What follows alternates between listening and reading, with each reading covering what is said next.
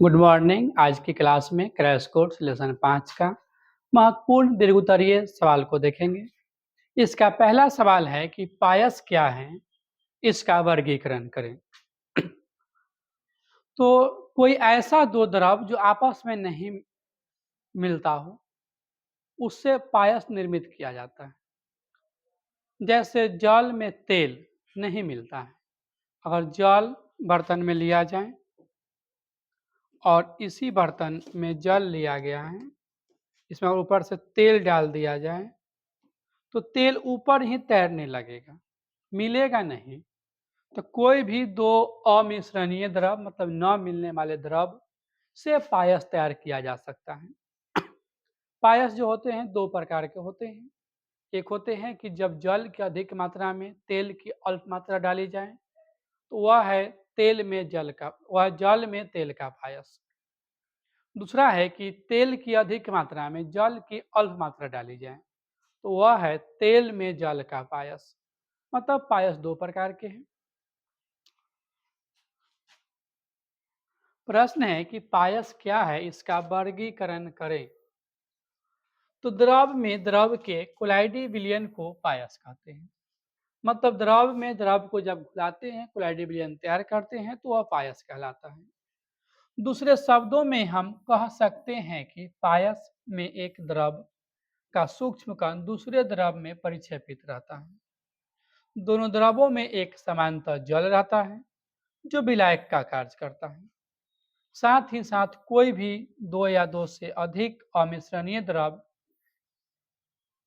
एवं मिश्रणीय द्रव पायस का निर्माण करता है। यह एक्स्ट्रा शब्द है।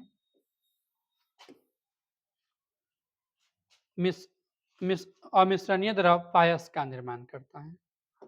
पायस के उदाहरण हैं दूध, मक्खन, क्रीम इत्यादि। पायस दो प्रकार के होते हैं। जल में तेल का पायस। जब जल की अधिक मात्रा हो और उसमें तेल की अल्प मात्रा मिलाई जाए तो ऐसे पायस कहलाते हैं जल में तेल का पायस। यदि जल की अधिक मात्रा में तेल की अल्प मात्रा मिलाकर पायस तैयार किया जाता है तो उसे हम जल में तेल का पायस कहते हैं। जैसे वेनेसिंग क्रीम है, दूध है, ये सब है पायस का उदाहरण है। फिर है तेल में जल का पायस। इस बार होगा क्या कि तेल की मात्रा अधिक होगी और जल की मात्रा कम होगी। तो तेल की अधिक मात्रा में जल की अल्प मात्रा मिलाकर पायस तैयार करते हैं तो उसे तेल में जल का पायस कहते हैं। जैसे गोंद, स्टार्च, रबर, कांच, ये सब इस पायस के उदाहरण हैं।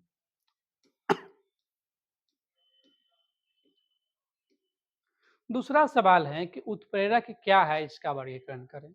तो उत्प्रेरक वह रासायनिक पदार्थ है जो प्रतिक्रिया की दर को बढ़ा देते हैं।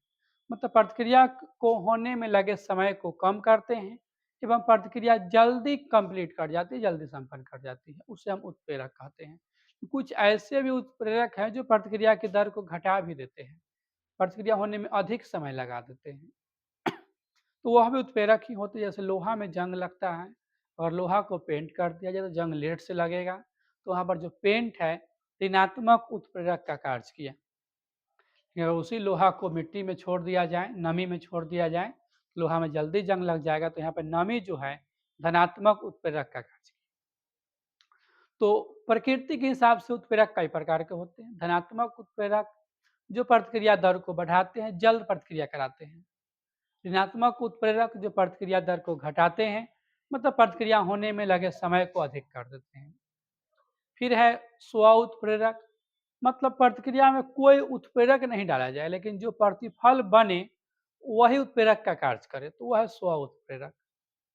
फिर है प्रेरित उत्प्रेरक की कोई रासायनिक प्रतिक्रिया अकेले नहीं हो रही है लेकिन किसी दूसरे को देख के होने लगती है, प्रेरणा से होती है, तो वह है प्रेरित उत्प्रेरक। फिर आता है समांगी उत्प्रेरक। प्रतिकारक, प्रतिफल एवं उत्प्रेरक तीनों की भौतिक अवस्था एक समान होती है। तीनों ठोस हो या तीनों द्रव हो या तीनों गैस हो तो उसे कहते हैं समांगी उत्प्रेरक। फिर आता है विसमांगी उत्प्रेरक। तो अगर तीनों में से किसी के भी भौतिक अवस्था में अंतर रहता है तो वह होता है विसमांगी उत्प्रेरक। सबको देखते हैं। पहला है कि उत्प्रेरक क्या है, इसका वर्गीकरण करें। तो ऐसा रासायनिक पदार्थ जो प्रतिक्रिया की दर को प्रभावित करता है उसे उत्प्रेरक कहते हैं। यह कई प्रकार का होता है, जैसे है धनात्मक उत्प्रेरक, ऋणात्मक उत्प्रेरक, स्व उत्प्रेरक, प्रेरित उत्प्रेरक, समांगी उत्प्रेरक, विसमांगी उत्प्रेरक। फिर पहला का परिभाषा है धनात्मक उत्प्रेरक। तो वो ऐसा रासायनिक पदार्थ जो प्रतिक्रिया की दर को बढ़ा देता है, धनात्मक उत्प्रेरक कहलाता है। जैसे N2 से H2 मिल करके NH3 बना रहा था, इसमें लोहा डाल देने से प्रतिक्रिया की दर बढ़ जाती है, तो लोहा इसके लिए धनात्मक उत्प्रेरक का कार्य करता है। उसके बाद है ऋणात्मक उत्प्रेरक। तो ऐसा रासायनिक पदार्थ जो प्रतिक्रिया की दर को घटा देता है उसे ऋणात्मक उत्प्रेरक कहते हैं। जैसे H2O2 है, मिल करके टूट करके H2 और O2 बन रहा होता है, स्लो होता है, लेकिन अगर इसमें ग्लिसरॉल डाल दिया जाता है तो इसको टूटने की दर को रोक देता है, या नहीं टूट पाता है, या कम मात्रा में टूटने लगता है। तो यहाँ पर ग्लिसरॉल ऋणात्मक उत्प्रेरक का कार्य करता है। फिर है स्व उत्प्रेरक। तो वो ऐसा रासायनिक पदार्थ जिसमें प्रतिफल ही प्रतिक्रिया के लिए उत्प्रेरक का कार्य करता है उसे स्व उत्प्रेरक कहते हैं। जैसे एस्टर का जलांशन हो रहा है जल के साथ, अम्लीय जलांशन है, तो इसमें जो एसिटिक एसिड बन रही है हल्की मात्रा में बन जाती है, तो प्रतिक्रिया की दर तेज हो जाती है, मतलब एसिटिक एसिड ही इसका उत्प्रेरक का कार्य करने लगता है। फिर है प्रेरित उत्प्रेरक। तो यदि कोई रासायनिक प्रतिक्रिया किसी दूसरे रासायनिक प्रतिक्रिया से प्रेरित होकर पूरी होती है तो वह है प्रेरित उत्प्रेरक। जैसे देखेंगे,